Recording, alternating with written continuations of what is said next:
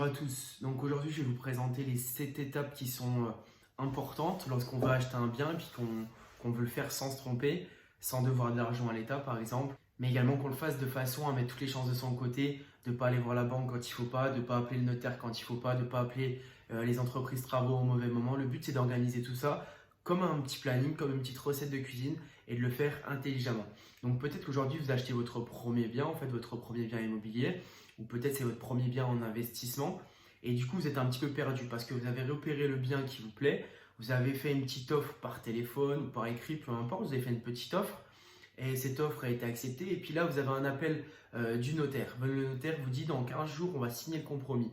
Donc vous êtes perdu, vous appelez votre banque, vous ne savez pas où aller, vous dites à votre banque combien je peux emprunter, etc. Donc ça se mélange un petit peu dans votre tête et vous êtes un petit peu perdu par rapport à ça et vous ne savez pas quoi faire. Qu'est-ce que vous devez mettre en place en fait? Et forcément, vous allez passer pour un débutant auprès de tous les interlocuteurs, même si ce n'est pas une chose très grave en soi. Le but, c'est de faire des investissements et d'en réitérer d'autres sur le long terme. Donc, les interlocuteurs qu'on va avoir, que ce soit notre banquier ou l'agent immobilier qui va vendre le bien, le but, c'est de créer des réseaux avec eux, de créer un réseau avec ces personnes-là et de poursuivre sur le long terme. Ce n'est pas de faire une simple opération en one shot et puis après de ne plus avoir de nouvelles d'eux. Donc, le but, c'est de passer rapidement pour quelqu'un de pro, quelqu'un de crédible aux yeux de ces personnes-là. C'est pas d'arriver et d'être un petit peu foufou et d'appeler tout le monde parce que vous paniquez parce que le notaire vous appelle. Donc, je vais vous montrer comment faire. Donc, la première étape, déjà, c'est la recherche du bien. Vous avez trouvé votre bien, vous avez cherché sur le bon coin, vous avez repéré le bien qu'il vous fallait, la ville qu'il vous fallait. C'est bon, tout est acté. Ça, c'est la première étape. Donc, la deuxième étape, c'est l'offre écrite. Donc, j'insiste sur le fait que ça soit écrit cette offre. Parce que je connais je connais beaucoup de personnes même qui ont voulu acheter un bien, qui ont appelé le vendeur ou l'agence immobilière. Voilà, je vous propose ce prix-là, 130 000 euros, voilà, avec frais d'agence inclus. Moi, c'est OK de mon côté. L'agence immobilière va vous répondre en face au téléphone. C'est OK pour nous. Je vous rappelle bientôt pour fixer une date de compromis, etc. Une semaine, 2 semaines, 3 semaines, 4 semaines. Aucune nouvelle de l'agence immobilière, même après les relances et les relances. Donc là, félicitations, vous venez de vous faire enfumer en fait. L'affaire vous est passée sous le nez. Ils ont eu une autre offre et puis ça a été accepté. Donc vous devez faire une offre impérativement qu'elle soit écrite. Donc si vous ne savez pas comment faire une offre écrite qui soit recevable aux yeux de la loi, vous prenez le petit lien en bio, c'est la newsletter, et puis moi je vous envoie comment on fait une offre qui est écrite dans les prochaines semaines. Je vous enverrai ça et vous avez accès à ça gratuitement. Ok?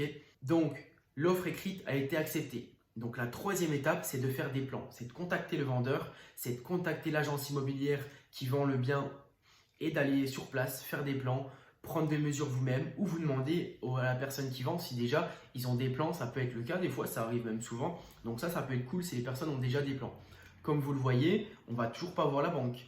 La banque, elle a toujours pas intervenu dans ce process parce que pour le moment, c'est pas utile. C'est pas utile de voir la banque parce que tout simplement, elle n'intervient pas dans ce process pour le moment. Elle va intervenir plus tard. Donc pourquoi faire des plans? C'est pour préparer la phase numéro 4.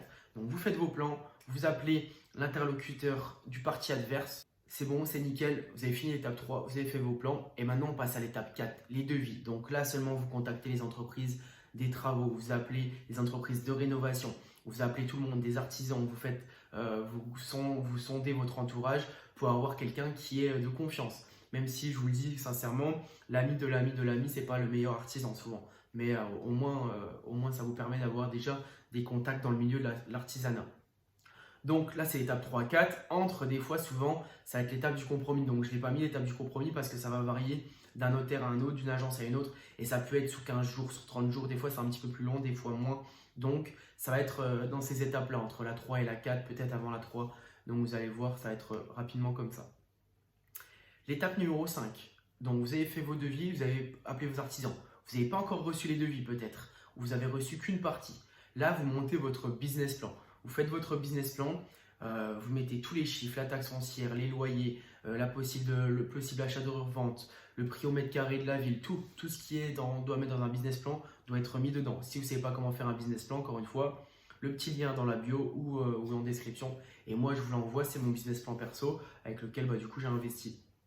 Vous allez voir votre banque avec votre business plan, tout est dedans. Peut-être il vous manque des devis et à ce moment-là, vous le dites à votre interlocuteur banquier. L'étape 6, donc là vous allez voir la banque. C'est seulement maintenant que vous allez voir la banque et c'est pas avant d'acheter. C'est pas avant d'acheter que vous devez appeler votre banque et lui dire combien je peux emprunter. Ça sert à rien parce que tout le monde fait ça. Et le but c'est de pas être comme tout le monde. Parce que si vous arrivez en appelant votre banque en lui disant combien je vais emprunter, au bout d'un moment vous allez passer comme tout le monde et vous serez traité comme tout le monde.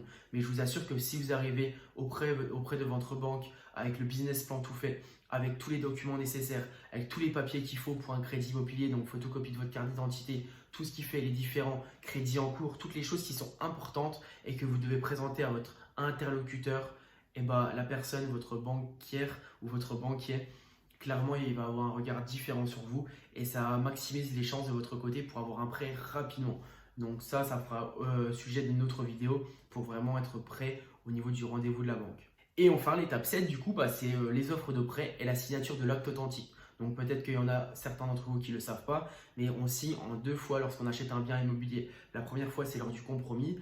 Donc là, c'est un petit peu pour poser les bases, mettre les choses en place. Donc c'est la partie la plus importante, entre guillemets, parce que c'est là que tout va être convenu, les conditions suspensives de prêt, tout ça. Donc c'est très important.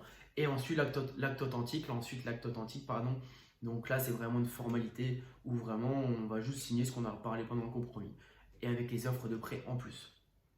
Donc voilà, vous savez presque tout. Là, vous avez les clés en main suffisamment pour investir et commencer à acheter votre premier bien. Essayez de respecter ces étapes, c'est important pour ne pas passer pour un débutant, pour créer des relations long terme et pour être crédible aux yeux des différents interlocuteurs auxquels vous allez faire face durant ce processus. Donc voilà, si vous avez envie de recevoir le business plan, hop, le business plan, il est dans la description. Vous regardez ça dans la bio et je vous envoie tout ça de suite. Donc voilà, c'était Guillaume. Je vous souhaite une bonne journée, bonne matinée ou bonne soirée par rapport au moment où vous regardez la vidéo. Puis si vous avez des questions, vous n'hésitez pas. Au revoir.